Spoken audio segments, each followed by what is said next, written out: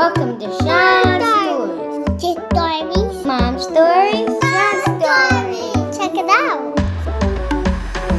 Hey friends, today we're reading I Am Martin Luther King Jr. by Brad Meltzer.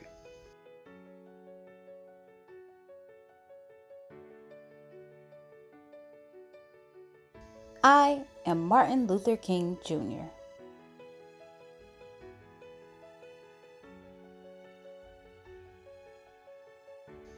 When I was little, I used to get into a lot of accidents.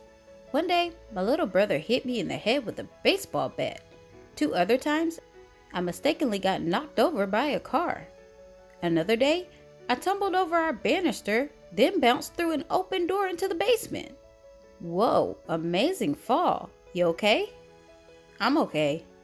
No matter how many times I fell, I kept getting back up. Even before I could read, I knew I liked books. My dad always talked about how I kept a lot of books around me. I used to tell my parents, when I grow up, I'm going to get me some big words. There is a power in words. Big words were in my future.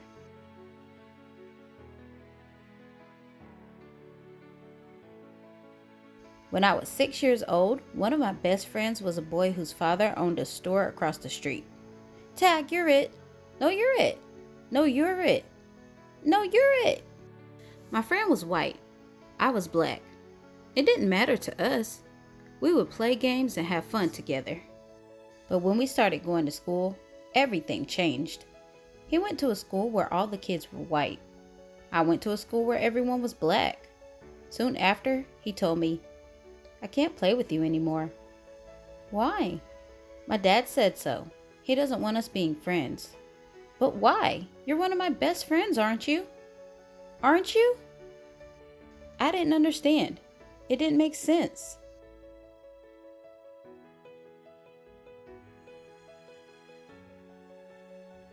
At dinner, my parents explained, it's because you're black and he's white. I was so mad that day. How could someone treat me differently just because of the color of my skin? I wanted to hate my friend and his father. But my parents told me to do the opposite. That I should love my friend, even though he hurt me. They taught me that it's better to have more love in your life than more hate. Then my mother taught me one of the most important lessons of all. You are as good as anyone. You must never feel that you are less than anyone else. I wanted to believe it, but every day I saw the opposite. I saw you could be treated unfairly just because of the color of your skin. If you were white, you went to a good school, with great playgrounds and plenty of books. If you were black, your school was small, sometimes with no desks or even windows. Check it out, a playground. Check it out, where's our playground?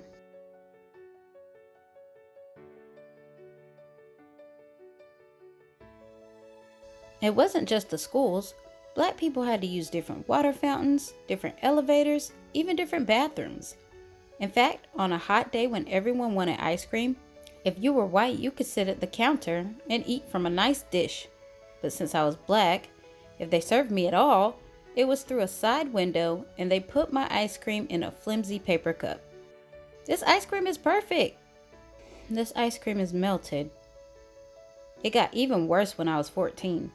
I had just won a speech competition. My speech was about being fair to all people. I was so excited. Then on the bus ride home, a few white people got on board. You need to give up your seats to the whites. At first, I stayed put. It didn't seem fair, but my teacher convinced me to move. We spent the rest of the ride standing and getting tossed in every direction. It was the angriest I have ever been. Every day, this is what life was like. Black people were treated terribly. The only question was,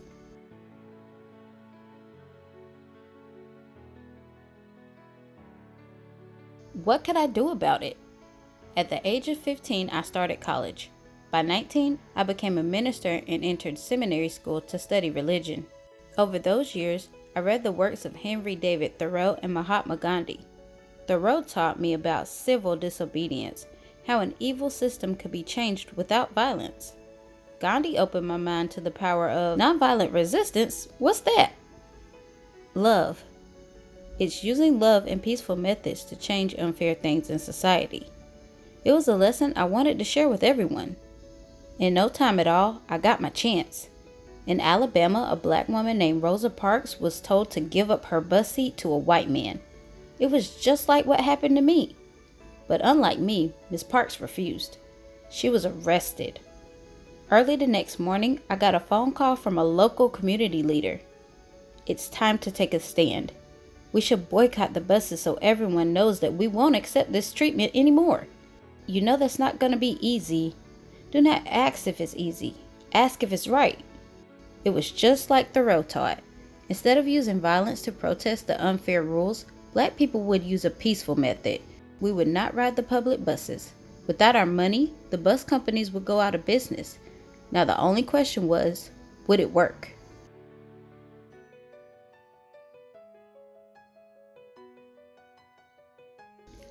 On the first day of the protest, my wife called me to the window. The buses are all empty. It's working. We had to keep it going. As the head of the bus boycott, I gave one of the most important speeches of my life. The room was packed. Camera crews were filming. I had only 20 minutes to prepare. I didn't use notes, but by speaking from my heart, I found out how big words can be. We are determined here in Montgomery to work and fight until justice runs down like water and righteousness like a mighty stream. When the history books are written in the future, somebody will have to say there lived a race of people, a black people, who had the moral courage to stand up for their rights.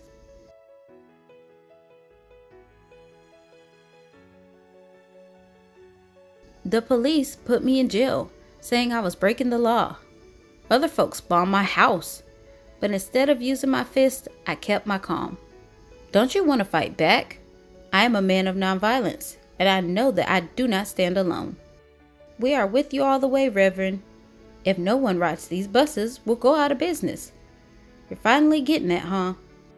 For more than a full year, every black person in the city, and some white people too, refused to ride the buses. That meant some people had to walk for miles, but they kept going. There was a power in standing together. Eventually, our peaceful protest worked. The rules were changed. Public buses could no longer separate people based on the color of their skin. That was only the beginning. Soon, our peaceful protest sparked other peaceful protests. At lunch counters, college students organized sit-ins where they would not stop until everyone could eat together.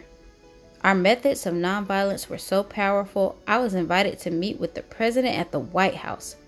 But sometimes, the hardest problems were right at home. Daddy, look, an amusement park. Please, can we go? I'm sorry, Yoki, we can't. Funtown is not open for black people. Seeing my daughter cry was one of the most painful moments of my life. It only made me work harder for change.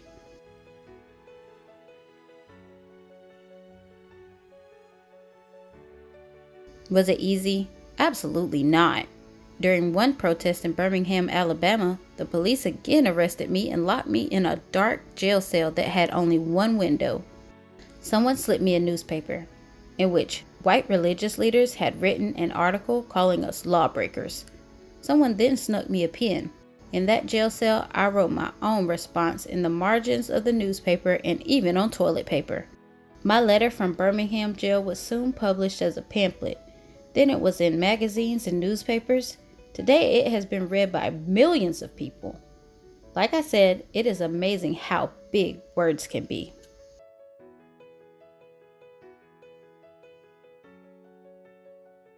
Our message was so important, even kids your age joined in. In Birmingham, during the Children's Crusade, more than 1,000 kids, some as young as 6 years old, showed up to march.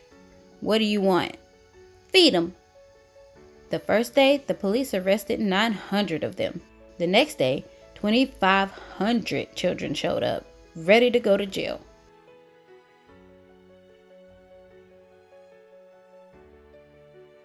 This was our finest hour. Enraged that we were not giving up, the chief of police told the firemen to spray the children with water hoses and attack them with dogs. They thought it would stop us, but instead the whole country watched on TV what they were doing to our children. It was a wake-up call for the nation's conscience. How can they treat little kids that way? That's not right. We need to help them. 90 days later, the rules began to change. Now blacks and whites in Birmingham were using the same lunch counters, water fountains, and restrooms. You could feel it in the air. More change was coming. Freedom was contagious. By the summer of 1963, an estimated 1 million Americans held their own protests in cities across the country. A man named A. Philip Randolph suggested a massive march. If we march together peacefully, they won't be able to ignore us. Together, we can convince Congress and the president to pass laws so that no one in America can treat people differently based on skin color. I like that idea. Where should we have it? There's only one place.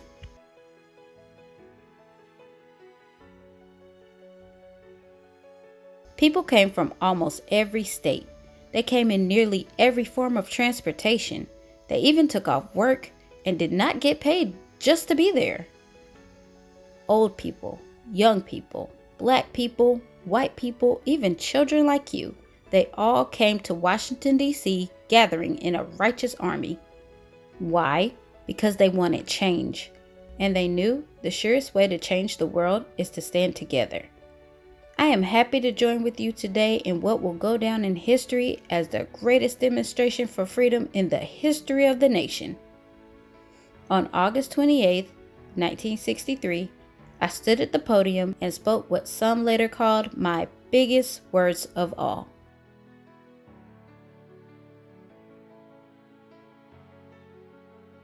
I have a dream that my 4 little children will one day live in a nation where they will not be judged by the color of their skin, but by the content of their character.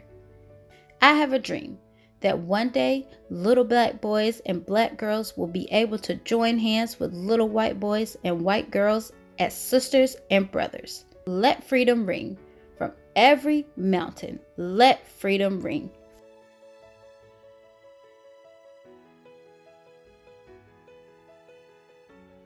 After the March on Washington, the President and Congress passed new laws for civil rights, but that didn't mean our work was done. Indeed, our greatest battle was still to come. It began with 600 activists as they tried to walk 54 miles from Selma, Alabama to the state capital of Montgomery. Back then, there were rules that stopped black people from voting. If you want to change the laws, you have to be able to vote for new people who make the laws. We're marching to tell the governor we want voting rights. This brutality must end. No matter what, don't let them pass. The police had billy clubs and tear gas. They attacked our group and knocked many people down. But as I learned so long ago, you have to get back up. No matter how hard they hit us, we remained peaceful. Still, we didn't get through. 2 days later, we tried again. Now, there were 2,500 of us. We will get to Montgomery. No, you won't. I promise you won't. Once again, we tried. Once again, we did not get through. Did we give up?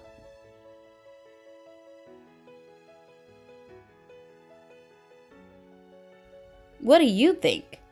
It was Sunday, March 21st, 1965, our third try.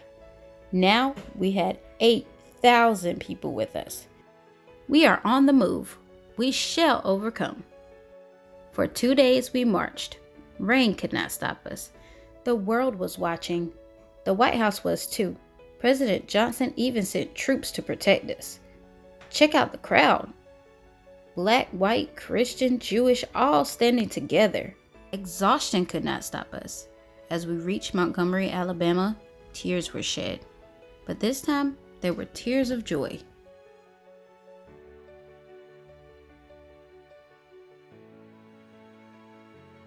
In my life, people tried to tell me I wasn't as good as they were, just because of the color of my skin. When someone hurts you like that, it can be tempting to hurt them back. You must refuse. When someone shows you hate, show them love. When someone shows you violence, show them kindness. To reach our goals, we must walk the path of peace. We must lock arms with our brothers and sisters. We must march together. When we do,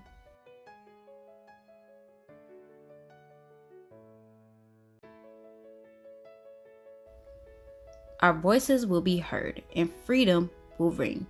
Remember Funtown Amusement Park? Its doors eventually opened to Black people, and Dr. King got to take his daughter. Did you know that he was the youngest person to win the Nobel Peace Prize at that time? Just 35 years old. He donated the prize to the Civil Rights Movement. He said that the prize was the work of many other unsung heroes. We fought against poverty too. There's even a national holiday for him, the third Monday of every January. Only Washington and Lincoln get a day like that, and they share theirs. It's a day to remember how far we've come and how much more work there is to do.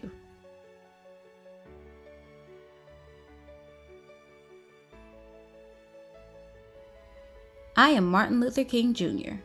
I stand for peace. I stand for justice. I stand to help others. I stand as proof that no matter how hard the struggle, we must fight for what is right and work to change what is wrong. Whatever struggle you face, no matter how hard it gets, you must always move forward. I am proof of this. If we rise up, if we stand together, if we remain united, nothing can stop our dream.